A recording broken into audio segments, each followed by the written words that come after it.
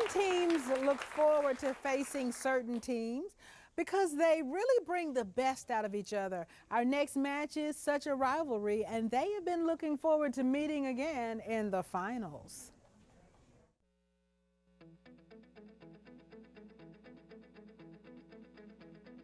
Motivation is important if you want a successful Quiz Bowl team. Sometimes the best motivation a team can get is to have another team who pushes them to excel. We all know rivalries exist in high school sports.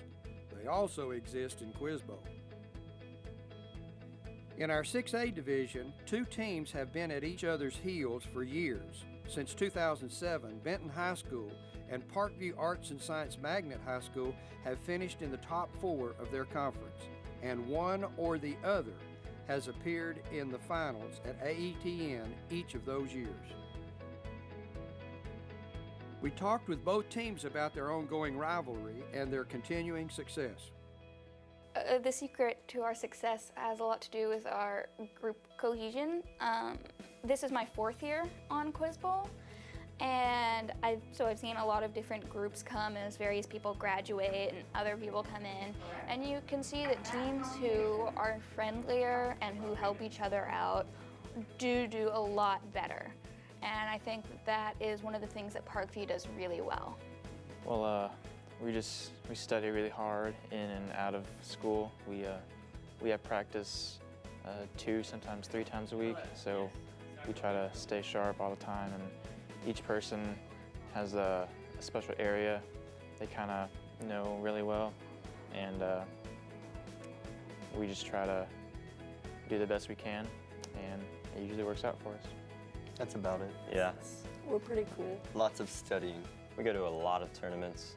We practice a lot, so Quiz Bowl camps. We really do find a tight network of friends who really are casual enough to make jokes with, have fun, but at the same time serious enough to take this absolutely, seriously. And we all have the dedication it takes and the willpower to succeed, and it's multiplied by the 4 or 5 of us. Mainly when we go to tournaments, we look for people that will play in the state or conference tournaments, and Parkview is usually very high on the list of people we look forward to, seeing how good they are and playing them, and to get that experience of playing against them, because we know we'll play them in the state tournament where it really matters later on in the year. So yeah, they rate really high on who we look to play. The threat of Benton coming to a challenge makes us excited. We Basically, we look forward to that game. Yes. Yeah. We know it's going to be fun. Usually if we see that we're playing them, we're on different sides of the bracket. We're usually the opposing 1 and 2 seeds usually, so we just try to focus on the next game ahead of us, and if we do get to play Parkview in the finals or semifinals or wherever it happens, we just try to do what we always do and treat it just like any other game and try to do our best. It's always good to have a team that you know you'll have competition playing against, so. It pushes us to do better, definitely. It is very good to have a rival. I think it drives us to, Yes, it really does. ways that we wouldn't, places we wouldn't go otherwise if we didn't have, an honor and to protect. It gives us some reason to channel resolve. Rally.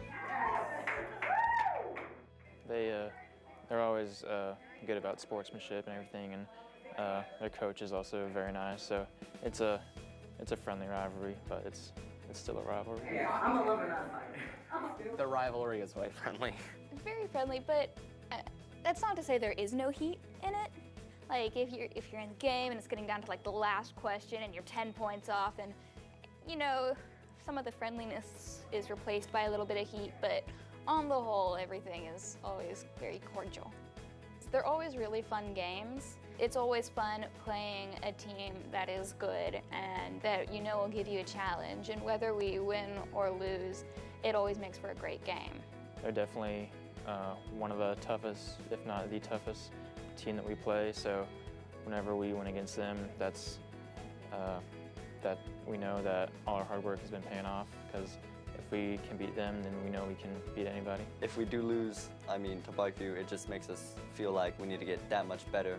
And they're already one of the best teams. They won state 6A last year, so we know they're one of the best teams. So losing against them isn't that bad, but it still drives us to get that much better. I think whether you've won or lost in the past, both scenarios make you want to win. Because if you've won in the past, you want to hold on to that title and you want to prove that you can still do well and it wasn't a one-time fluke. And if you didn't win, then you want to win and you want to prove that it was a one-time fluke. Hopefully this year we can win against Parkview, hopefully in the state finals, and we're just really looking forward to that. We're trying not to get too ahead of ourselves right now, but we're always optimistic. Yeah, and it's getting a little more serious now that we're getting closer to the wire. Benton and Parkview are in the finals again this year. Which team will take home the title? We're going all the way. State champion. The next game, we are going to win. No doubt about it. That's pretty much just the mentality we take all of the time. It's really just about having a good time. What a great rivalry, and you will see those two teams in just a minute. But before we begin our second match for the 6A championship, we'd like to honor our third and fourth place finalists. This year's third place finalist was Russellville, and fourth place is Searcy. Let's hear it for these teams. Now on to our championship game. You just met the two teams, so let's introduce their players. Starting with Benton, we have Eric Emmons, a senior. Their captain is John Stauncifer, a senior. Tucker Partridge, a sophomore. Vikash Patel, a senior. Their alternate is Ariel Sorg, a sophomore. And their coach is Brian West. Let's hear it for Benton. And now to Parkview. First we have Robert Rogers, a senior. Their captain is Alex Smith, a senior. Laura Yoda, a senior. Brian Streigel, a senior. Their alternates are Katie Edwards, a senior. Carrie Richmond, a senior. Danica Ardenels, a junior. And Lansing Willis, a junior. Their coaches are Judy Warren and Pamela Crane. Let's hear it for Parkview. I'd like to wish both teams the best of luck, and now I'm going to turn it over to our quiz master, Steve Patterson. Take it away. Thank you, Evangeline. We are excited to be here for the finals of 6A. These two teams, one of them here in just a few moments, will be crowned our new state champion for 6A in Quiz Bowl. And so we wish both of these teams good luck as we begin. Let's jump right into our first question. Everyone's hands on your buzzers. Here we go. What name is given to the music symbol, often compared to the eye of a bird? Eric. Fermata. Eric, you're right. Question number 2. Named after the German Foreign Secretary who sent it, what is the name of the... Alex. The Zimmerman telegram? Way to anticipate, Alex. Good job. Our third question will be a math computation, so paper and pencils handy. And we'll put 20 seconds on our timer and answer this question.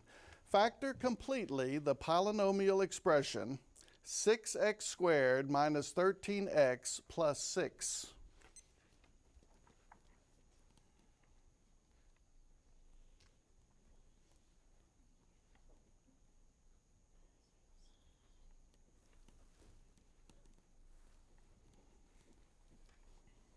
Answers, please. All right, Brian, right in the nick of time. Quantity 3x minus 3 times quantity x minus 2. No. Benton, an answer? Tucker. Quantity 3x minus 3, quantity 2x minus 2. That's not what I have, gentlemen. I have 2x minus 3 times the quantity 3x minus 2. All right, no harm done there. Let's go to question number 4. Two important ores for this element include chalcopyrite and, most important, chalcocite. What industrial vital element is this with an atomic number less than 30 and a symbol that does not exactly match its name? Tucker. Potassium. No. Parkview. Robert. Iron. Copper. Copper. All right, question number 5 for both teams. In which novel does Molly represent Penelope, Stephen represent Telemachus, and Eric? The Red Badge of Courage. No. And Leopold play an Irish version of the title character, a work by James Joyce. Brian. Portrait of the Artist as a Young Man. Brian, you should have gone with Ulysses. Ulysses. All right, let's go with number 6. Those baptized in this religion must wear the 5 Ks, which include uncut hair and a ceremonial short sword. Name this Asian Eric. Jainism. No. Asian monotheistic religion begun in northern India by Guru. Brian. Sikhism. Yes. Question number 7. When one takes the first derivative of a velocity function, Ryan. Acceleration. Good job. Yes. Question number 8. In both math and computer sciences, it is defined as a sequence where each term or number in the sequence is calculated using the previous term in the sequence. Brian. Recursive. Brian, you're right again. Question number 9. Often found in footnotes, what do the letters CF suggest the reader do? Laura. Look further, or look to the back of the bibliography. Judges? No. No? No. Benton? No answers? It's compare one thing to another. All right, question number 10. What automobile insurance coverage is required in most states? Eric? Liability. Eric, you're right. Let's go to question number 11. It happens to be math computation. We'll put 20 seconds on the timer, and here's the problem. What is the next number in the base 16 system following AF? Alex? 20. No.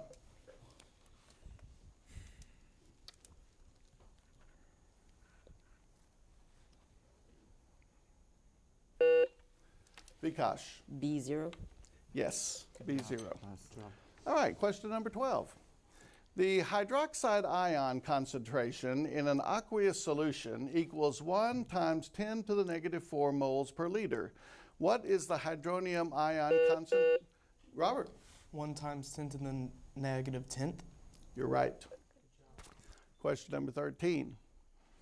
What was the name of the woman President Franklin Roosevelt appointed in 1933 as Secretary of Labor? Tucker. Perkins. Yes. Got a close match going here. Question number 14. He joined Michael Chabon, Lemony Snicket, and other authors in 2005 to auction off the name of his next book's chief victim. Who is this award-winning horror novelist of Carrie? Laura. King? Yes. Question number 15. This abstract American sculptor's works consist of flat metal shapes connected by rods, wire, and string that are... Brian. Calder. Yes. Good job. He was a mobile man, wasn't he? Mm-hmm. All right, question number 16. Which of the trigonometric ratios had 3 accepted double angle formulas? Robert. Cosine. Right. Question 17.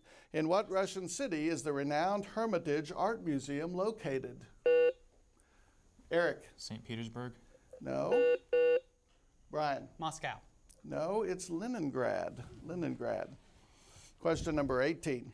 Name the band responsible for such socially and emotionally charged songs as Down on the Corner and Fortunate Son. Tucker. Creedence Clearwater Revival. You're right, Tucker. Glad someone still remembers.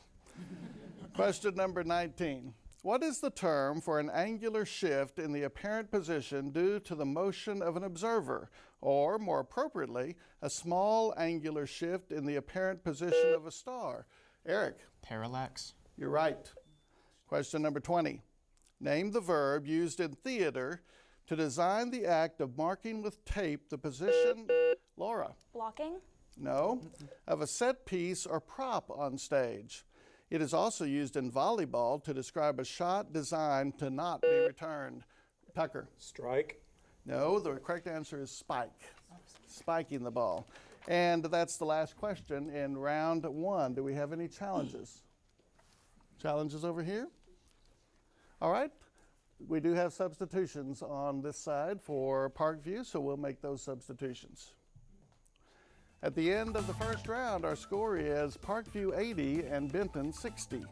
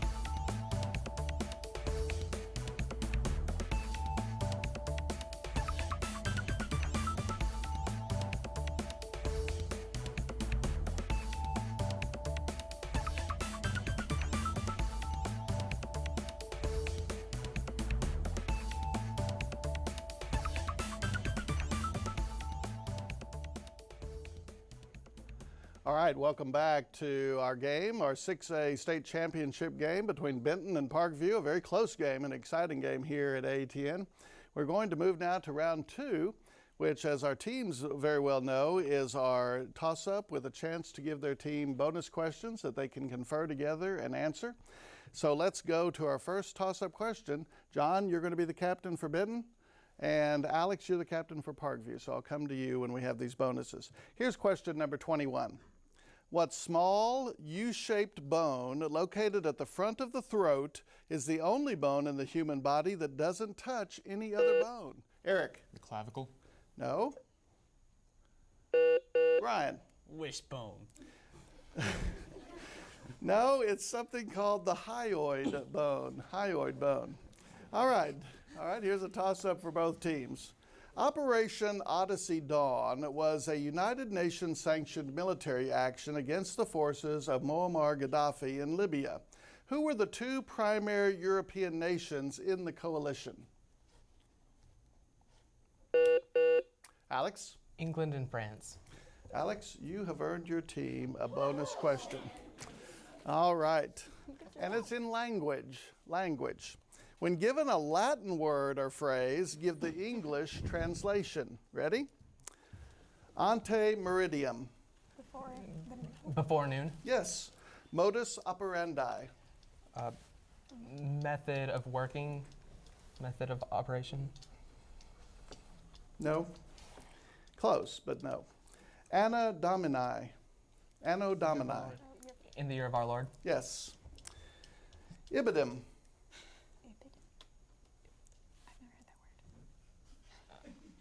No Alex? answer. That's one that we've heard all our lives, but don't know what it translates to. It means in the same place. And then the modus operandi was simply mode of operation. Mode of operation. All right, but you got 2 out of the 4 for a total of 20 points. Let's go to the next toss-up for both teams. Here we go. Fill in the missing word from the following line in Rudyard Kipling's Ballad of East and West. East is east and west is west. Vikash. The two shall never meet. No. And never the blank shall meet. Alex. Twain. Twain is the word we were looking for, Vikash. All right, Alex, you've earned your team another bonus. This one's a computational bonus in trigonometry. Let's see what we have here. I'm going to give you some things you need to write down. Consider the following function. f of x equals -3 minus 4 times the sine of the quantity 2x plus pi. Okay, got all that? Here's our first question. What is the function's amplitude? 4. 4? Yes. I barely got the timer set on you for that one. Question number 2. What is the function's period? 2x, so it is half of that, so pi. Pi? Yes. All right. Our next one is, what is the magnitude and direction of the function's horizontal shift? It doesn't. 3 left or right? Oh, wait, pi minus 3. Pi minus 3. You need a direction. 3 to the left. No. All right, and the final one, what is the magnitude and direction of the function's vertical shift? Oh, it goes pi up, so plus pi, so pi minus 3 up. Pi minus 3 up? No. Oh. All right, the answer to that last one was 3 down. The answer to the one right above it, the magnitude and direction of the horizontal shift, is pi over 2 to the left. Pi over 2 to the left. All right, but here's the good news. You got 2 of those correct for a total of 20 points on that question. Good job. Well, it just so happens that our next toss-up for both teams is also math computation. So we'll put 20 seconds on our timer, and here it is. What is the sum of all integers between 1 and 100?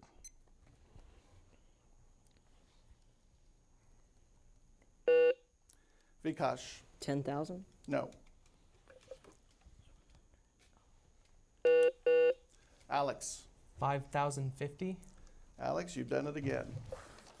You've earned a bonus in cities and their rivers. Cities and their rivers. It says, given the American city, identify upon which river it sits. Okay? Dallas, Texas. Oh, Rio Grande. Rio Grande? No, it's not. No. No, it's not. Tulsa, Oklahoma. Arkansas River. What? Arkansas? Yes. Washington, D.C. Potomac. Potomac? Yes. Richmond, Virginia. Allegheny. Allegheny? No, that's the James River. And Dallas, Texas sits on Trinity River. All right, but once again, 2 out of the 4, so another 20 points for Parkview. All right, we've got 1 bonus remaining. Let's see who's going to get it with this toss-up question. All our hands on our buzzers. Who was the U.S. president when communist North Vietnamese forces captured Saigon and ended the Vietnam War? Katie? Nixon? No. Tucker? Reagan. No, it was Gerald Ford, right after Nixon. All right. Question number 26 for both teams. When a force is applied tangential to a rotating body, the body reacts perpendicular to the force. This is demonstrated by what quantity's definition? Eric? Torque. Eric, you've gotten the last bonus for Benton. Good job. And it is in opera. Opera. I don't write them, I just read them, John. All right. Here we go. Identify the composers of the following operas. Aida.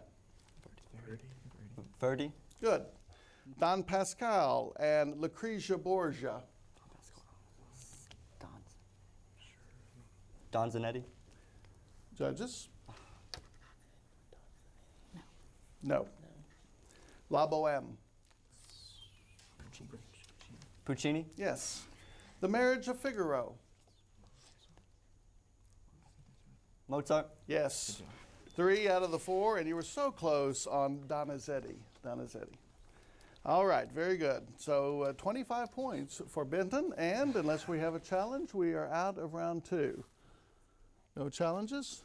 All right, so at the end of the second round, our score is Parkview 140, Benton 85. All right, I know that now we are going to let Benton hear these first 3 categories for our lightning round, and they'll have a chance to talk about them and pick the category they want, and then Parkview, you'll pick second. All right, so here are our categories. Number 1, artist and their artwork. Give the artist behind the following works. The second category is the U.S. Civil War. Give the following information about the American Civil War. And the third category, Earth Science Minerals. Answer the following questions about minerals based upon the information provided. Teams, you have 1 minute to decide.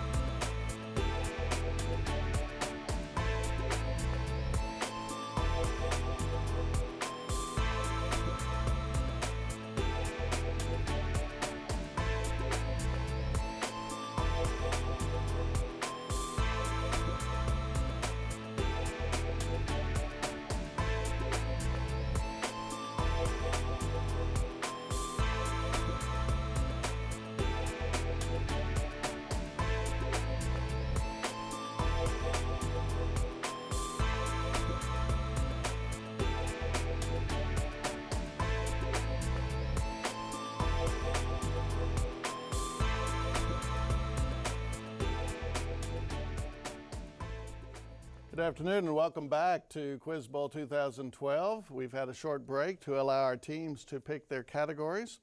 And Benton is a little bit behind Parkview, so they get the option of going first. And they chose artist and their artwork. Parkview has chosen for their 60-second category, Earth Science and Minerals. So, Alex, you be ready over here with any bounce backs that Benton may give you. And we're going to put 60 seconds on the clock, John. When you're giving an answer, make sure you're speaking loudly into me so that I'll know you're answering. All right, it says here to give the artist behind the following works. Ready? Cliff dwellers stag at Sharkies.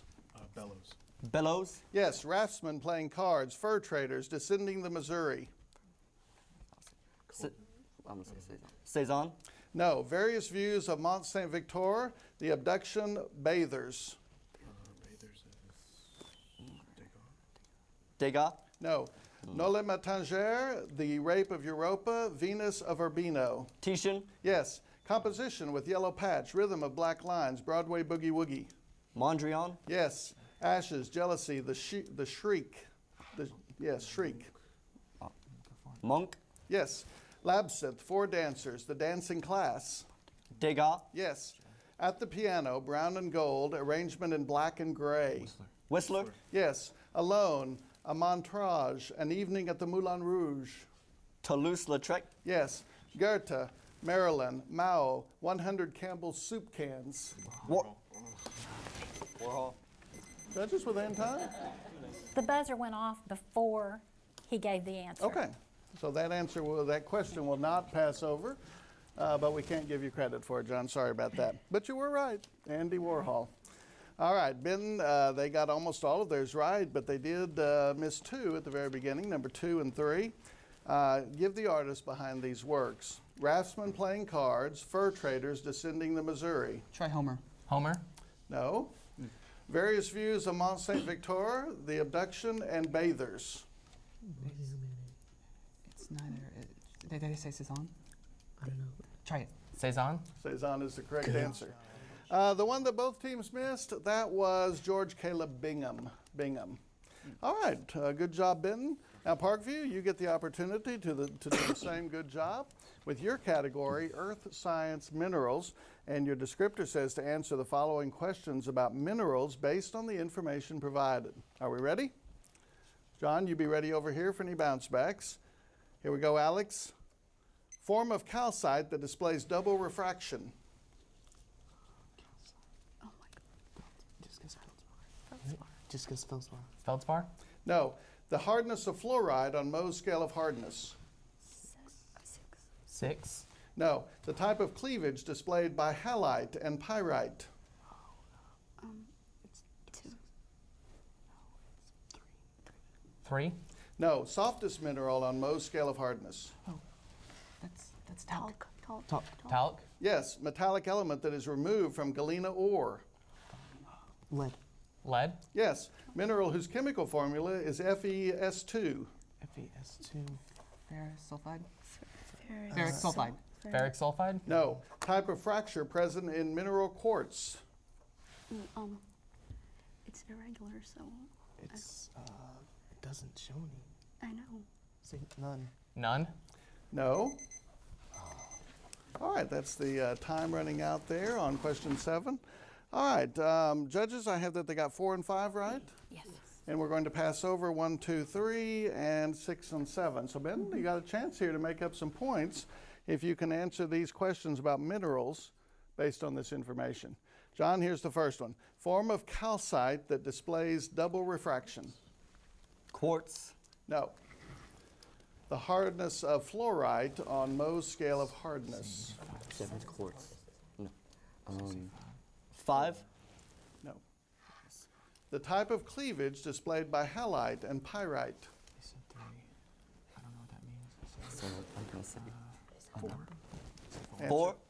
No. Number 6. Mineral whose chemical formula is FeS2. It's gonna be a mineral. It's gonna say it's got a name. Answer, please. Pyrite. Yes. Good job, Josh. And finally, the type of fracture present in the mineral quartz. I don't know. Answer, John? Radial. It's conchoidal. And we missed the first one, form of calcite that displays double refraction. That's Iceland spar.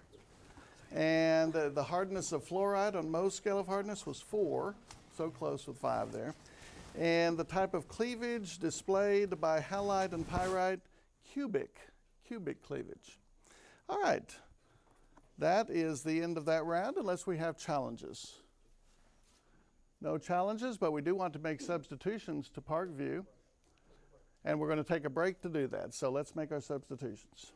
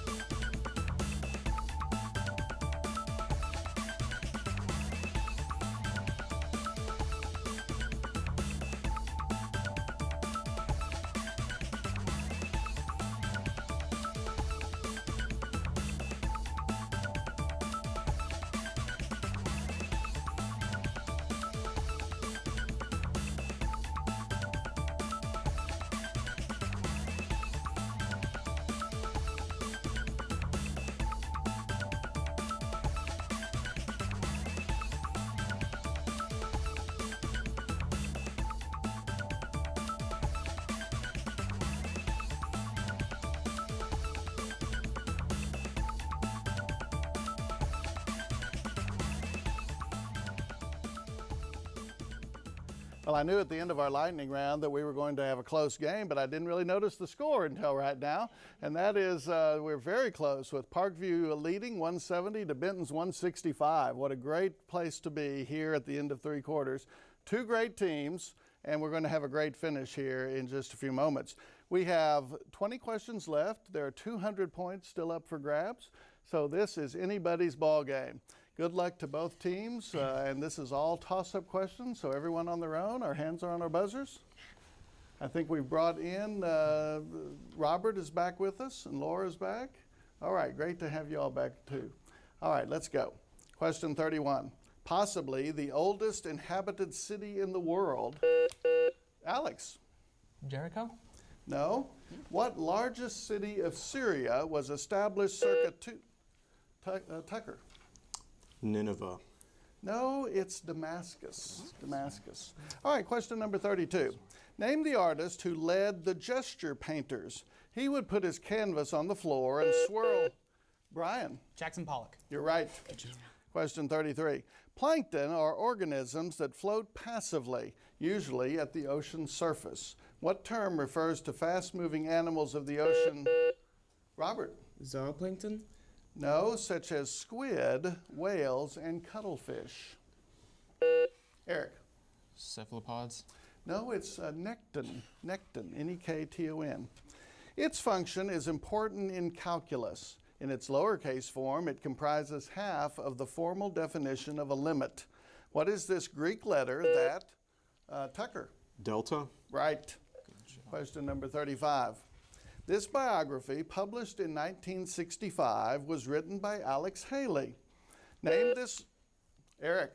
Roots? No. Name this book that recounts the life of Malcolm Little. Alex. Malcolm X. More specific. Malcolm X, a biography. No, it's the autobiography of Malcolm X. All right, question number 36. Economist David Ricardo put forth a law that stated that there is a point at which, John? The iron law of wages? No. At which additional effort or investment in an endeavor will not yield, Alex? Law of diminishing returns. You're right, Alex. We're going to do a math computation for the next one. All right, if you're ready, and we've put 20 seconds here on the clock, here it is. What is the indefinite integral of 28x to the 6th power? Eric. 4x to the 7th plus c? No. Alex. 2/7 x to the 7th plus c? No, I have 4x to the 7th, but I don't have the plus c. Because it's indefinite. All right. Am I right there, judges? All right. Question number 38.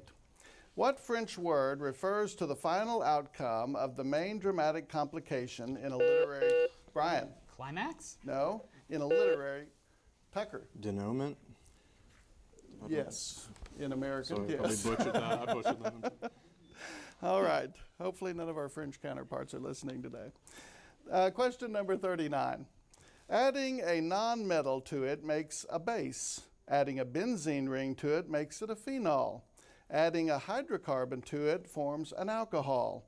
Adding a group and a C double bonded to an O to it forms a carboxylic acid. Robert? Hydrogen? No. What is this two-element segment? John? Hydrocarbon? No. I have OH, or hydroxide. All right, question number 40 for both teams. PQA is a program that guides animal producers in selecting management practices to produce a quality animal product in which its well-being is considered. What does the acronym PQA stand for? Alex? Poultry Quality Association. No. Tucker? Prime quality animals. Both great guesses, but the answer is Producer Quality Assurance. Producer Quality Assurance. Question 41. As famous for his art as much for his poetry, Brian. William Blake. Ryan, you're right. Good job. Question 42. Its lava flows have destroyed, among other things, the visitor center in the national park that contains it. What is this Hawaiian volcano? Eric? Mauna Kea. No. Brian? Mauna Loa. No, it's Kilauea, Mount Kilauea. It's been erupting continuously since 1983. Question number 43. Not to be confused with the Richter scale, which measures the intensity. Robert? Mose, no. No, which measures the intensity of an earthquake. What scale measures the magnitude of an earthquake? Eric? The Mercalli scale. Eric? 10 points. Good job. All right, question number 44. What is the process of multiplying a matrix by a constant called? Brian? Direct multiplication. No. Vikash? Matrix product? It's called scalar multiplication. Scalar. All right, question number 45. This song was composed in 1906 by Charles Zimmerman and Alfred Miles. Name the song that is the U.S. Navy's official service song. Alex. Anchors Away? Right. Question number 46. Identify the dependent clause in the following sentence. When James is finished with his job, we will... Laura. When James is finished with his job? Right. Question 47. This word is the medical term for a rapid heartbeat. Identify this 11... Eric. Arrhythmia. No. 11-letter word. Brian. Hypertension. No, it's tachycardia. Tachycardia. Timeout has been called by Benton, so we'll take 30 seconds and do a timeout. All right, during this time, we want to remind...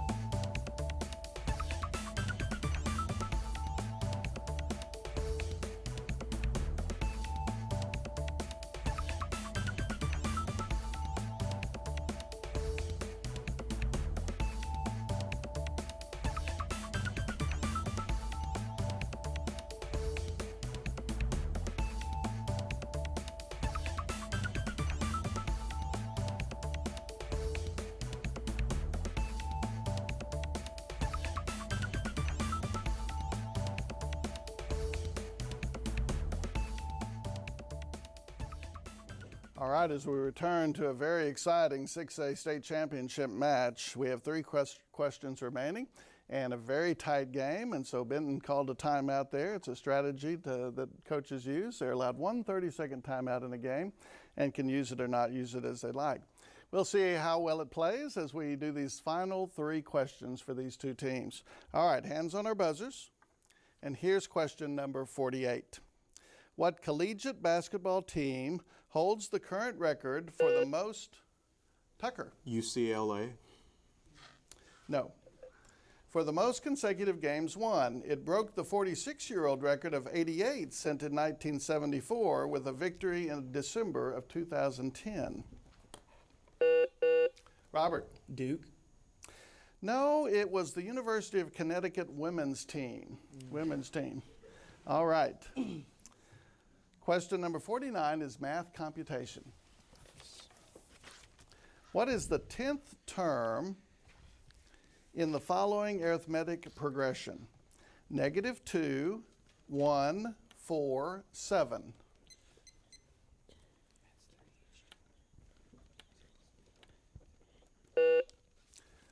Vikash. 25. You're right. Question number 50. What earthquake began on December 16th, 1811, and eventually changed the course of the Mississippi River? Brian. Crowley's Ridge? No. Creating Reelfoot Lake in Tennessee in the process. Tucker. The New Madrid Fault. You're right, Tucker. All right. But that is the last question in our match. But we have a challenge that has been issued. So I believe Benton has made a challenge to a question. So we will take a short break while we accept this challenge. Is it?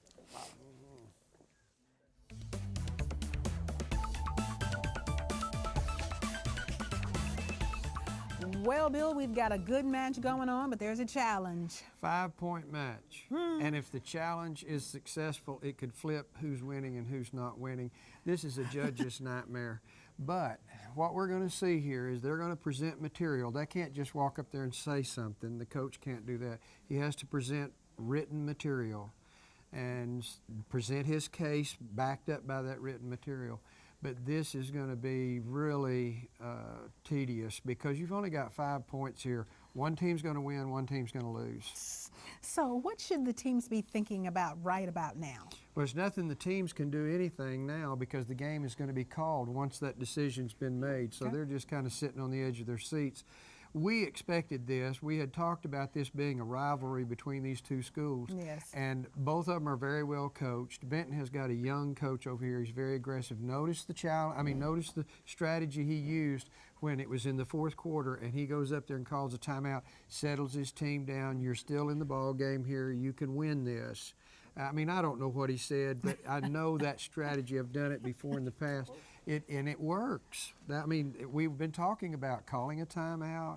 You might even make a substitution now, but he didn't choose to do that. This is really well coached on both sides of the match. You know, I am so impressed with this entire Quiz Bowl, Bill, and everything that goes on to put this together. And we are here at AETN. What do you say to the volunteers and everyone who worked so hard to put this together? Oh, you can't say thanks enough. You really can't. The impact this has on not the communities necessarily, even though it does have that too, but the impact it has on the students. Yes. You know, what's going to come out. Whoever wins this match, I guarantee you, they're going to be in college. They're going to be working side by side with the ones that were on the other side of that table. So why is it so important to make sure there is funding for Quiz Bowl? Well, it wouldn't exist if there wasn't funding. And thanks to the legislatures that see that, they managed to fund us, and it's to the tune of about $100,000, probably some of the smartest money that's spent in Arkansas.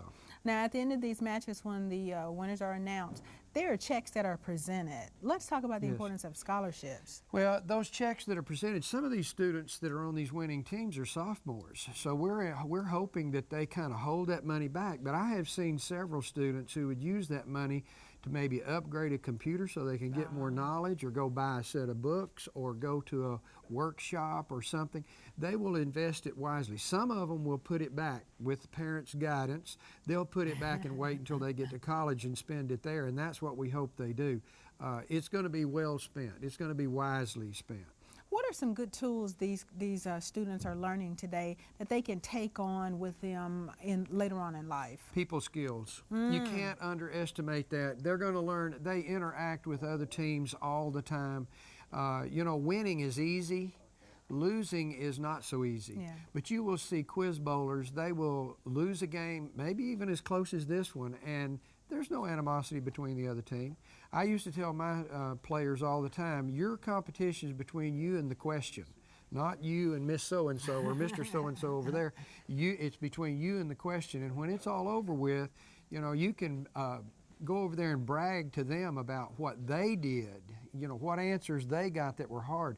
I've seen students a lot of times walk up and say, where did you get that information on that particular question? Right. And they'll just give it to them. I mean, they're very free about saying, well, I went to this, or I found this in the library, or, you know, I ran across this by watching something. They're very open about sharing their knowledge, and we want that to continue. And I'm always concerned, especially about those young people who are watching us, who are not participating and could be participating in this. So you don't have to know everything. You just need to specialize in something. Is that what it's about? Yeah, you don't really have to know anywhere near everything. Nobody does. Nobody knows everything. You may have a student who is very good at math and he struggles with English. That would have explained me. You may have another student who really enjoys reading and enjoys the arts and things like that. You may have students, I've had students who were considered special ed, which I hate that title, but special ed, and there was just one area that they really knew about. Well, they were part of my team. All right. Well, we'll talk more a little bit later. Now we're going back to the match. All right, thank you very much, Evangeline and Bill. When we left the match just a few moments ago, we had ended the match with a score of 220 to 215, but we had a challenge made by the Benton coach, and so we had to turn that over to our list of judges over here. And so we're going to go to them now to see what the outcome of this game is going to be. Linda. Okay, the challenge involved question number 37, the indefinite integral of 28x to the 6th power. The answer we have is 4x to the 7th, and the answer given first by Benton was, by Eric, 4x to the 7th plus c. And we have determined that 4x to the 7th plus c is equally correct as the answer 4x to the 7th. So that means that we will accept the answer. 10 points will be awarded to Benton. All right, we'll add that 10 points on. There it is. All right, so my goodness, what an exciting finish there, and determined really by a math problem to get these numbers. I knew that would happen someday. All right, so here we are at the end of the game, and with our score official, Benton has defeated Parkview by a score of 225 to 220. Benton is our state champion.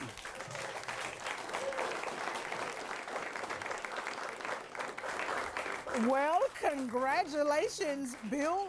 What just happened? I heard it, but what just happened? That's a case where a challenge that was lodged by the Benton coach paid off for them. And I'm telling you, either way that would have went, somebody would have been happy. I just said a minute ago, this is a judge's nightmare. You know that the call you're going to make, somebody's going to win and somebody's going to lose. It's pretty easy to make a judgment when you're in the middle of the game and they can recoup. But this one was one when the decision's made, it decides the winner and decides the loser. We've seen it in basketball games. We've seen it in football games. You just saw it at Quiz Bowl. And we were at the end of the game, right? We were yes, at the end there's of the no game. way they can recoup. Okay. The game is decided when you do that. And it was just a coach who had a good ear, who was listening Absolutely, very well. you bet. And when this happened, when the question was given, the student had already made a simple sign to the coach that, hey, guess what? I think we may have a challenge here. And during that timeout, this might have been what they were talking about. If we get close enough, we'll challenge. Okay. There's a lot of things that we may not be privy to at this point, but we just witnessed a really good, solid game. And it was just, I mean, that's the way it came out. That's really something. Yes, we did. Well, I think we're ready to go to the set for the awarding of the trophy and the check. That was a really exciting game. Our runner-up in 6A is Parkview High School. Congratulations to y'all. And on behalf of the Quiz Bowl Board, congratulations for the scholarship money. And our winner in 6A category is Benton. Congratulations to you. And along with that trophy, here's a good check for scholarship funds, okay? And our most valuable player for the 6A tournament games was Eric Emmons from Benton. Congratulations to you. And Eric, here's your check. Congratulations, and I'm proud of y'all. Good job. And now for the 6A All-Tournament team members, Carolyn. Thanks, Evangeline. In addition to Eric, who is our MVP, we also have standing right up there Alex Smith, and he's also on the All-Tournament team. In addition, some of those who are on that team, but those teams are not here playing today because they didn't get quite this far, we have Alex Smith of Van Buren, Hunter George of Searcy, Caitlin Young of Lake Hamilton, Gabriel Elders of Mountain Home, Tucker Partridge, also here from Benton, and Kelly McKenzie of Searcy. Congratulations to all these all-tournament players.